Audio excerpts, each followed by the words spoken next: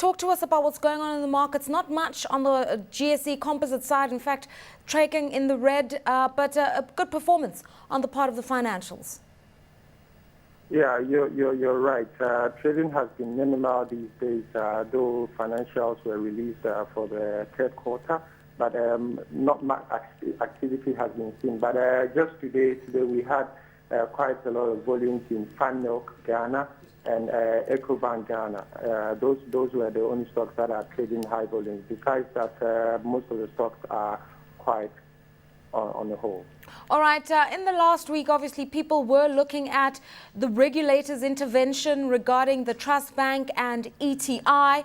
Have we had any clarity on this particular front?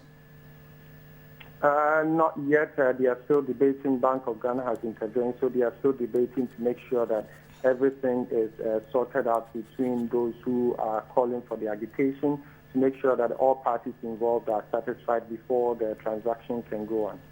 Obviously, most African stock exchanges have been vulnerable, obviously, to contagion from the sovereign debt issues in Europe. We've seen investors fence-sitting, reluctant to come into markets, even if there's high yield. What has been the trend for Ghana? The trend has been the fact that most of the stocks are still illiquid. We're still waiting, though you see activities, but they've been very illiquid, and that's been one of the main problems on our market, and we hope that will be improved in the year. Well, what are authorities saying about improving the lot of the stock exchange? Because you do need a lot more domestic participation, and you need the pension funds to be active. They've held back. The State Security Agency has held back. What's being done to really try to boost that kind of impetus? There's also been talk of a need to create some sort of a small and medium enterprise alternative exchange. Yeah, that has been done. But on the pension front, we're supposed to actually be enrolled this year, but for some reason, structural reasons, it hasn't been done yet. We hope that by 2012, everything will be on, and then it will be enrolled, so that we'll see much more local activities on the market, which will also attract foreign inflows into the market. Let's talk about what's happening on the fixed income side of the market. We know that everybody's been looking at this big transport infrastructure bond.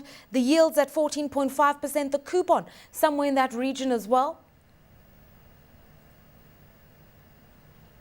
Hilary?